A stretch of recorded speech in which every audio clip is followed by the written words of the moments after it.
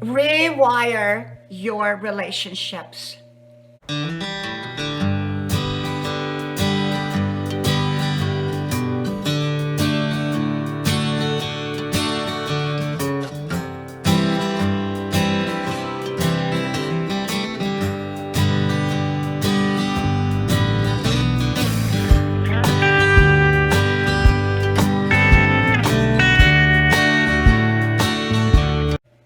Rewire your relationships.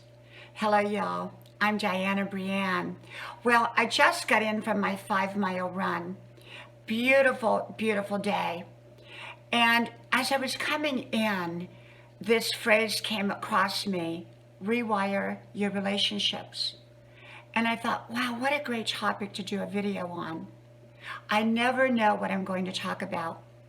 First of all, I hope you subscribe to my new channel, Grandma's Porch with Dianna Brianne Fairchild, and my original channel, Dianna Brianne Fairchild. Thank you. Well, this week I start back to college tomorrow, and it's going to be very, very, very busy. I'm taking 5 very hard classes. As you all know, I'm a 63-year-old college student. For those of you that don't know, I went back to college about 1.5 years ago, and I ended up with a scholarship once I started. So I'm here for the journey, and hopefully I'll get to share some of that journey with you. Well, today I got to thinking, as I said, about rewiring our relationships.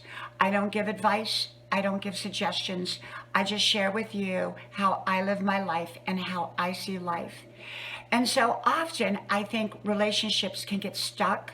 They can get in a rut. They can be friendships, they can be family, they can be marriage, they can be romantic, they can be business, they can be people we work with. And they get stuck. And often that stuck place is not a good place. Often it can be a place of friction, a place where people are not getting along. So how do we get these relationships unstuck, or how do we rewire them? Often it's not going to come from the other person. Often it's us who has to initiate it before the other person may gradually get on board. Whether they get on board or whether they don't, that can determine the outcome and the direction ultimately of that relationship. And yet, if it's an important enough relationship for us to want to correct it, get it unstuck, get it back on the right track, and rewire it, so to speak, then even if it doesn't work out the way we had wanted, we ultimately will know that we did the very, very best that we could. And often that relationship will work out. For me personally, I start with the way I think about the relationship. And first of all, it comes with forgiveness, and it comes with letting go of all the negative events that took place prior. And that's not always easy to do. But before we can move on, we've got to let go of that garbage. And that garbage is often what's holding us back. We're holding on to some kind of bad memory. Maybe there was a disagreement along the way. Maybe there was a problem along the way. Maybe someone did something to us. And if we want to continue on in the relationship, we have to quit thinking about it, quit letting that be a part of our relationship, and move on in the way that we want. Now, there are some people that are not capable or choose not to move on in the way that we want, and they never will. But there's other people that once we get the ball rolling, they will get the ball rolling too, eventually, and want to get on board and create a new wonderful relationship. And so relationships can get stuck. And so for me, I start off with the way I think about them, and then I implement positive actions.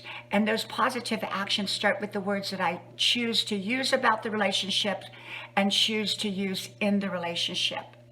Often we can become very critical of other people, or even not nice. And so in turn, it's a back and forth movement of not nice words.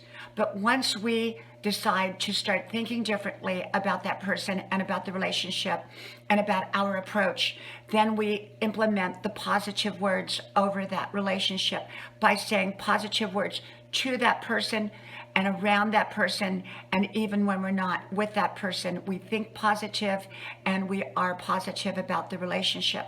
So that's a beginning of the rewiring of a relationship that has got stuck or has significant issues. Sometimes we need a third party to intervene, a professional party to help us with that. Sometimes we can do it ourselves. It just all depends. But often it starts with right thinking and right words and how we go about that relationship. And then we implement actions. We do things that make the relationship healthy again. We do something fun. We quit dumping our problems. We quit sometimes talking about our problems. It's not always about talking problems that resolve the problem. Sometimes not talking about the problem can resolve the problem in some situations. Some people talk too much. They overtalk a relationship.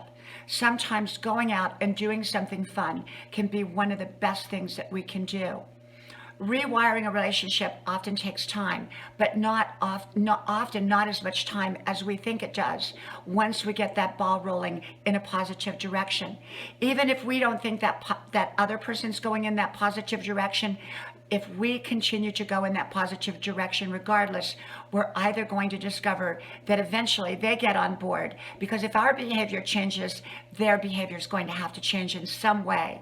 And so ultimately, if they don't go in the direction that we want, then we can decide whether we want to stay in the relationship or leave the relationship. But most often that other person will get on board, and we will turn our relationships around or rewire our relationships in a positive way. So start with positive thoughts, positive words, and positive actions. From my house to yours, may God bless you. I hope you like, share, subscribe, and I hope to talk to you soon again. So from Grandma's porch, from my beautiful, beautiful day, hope to talk to you soon again. Bye-bye.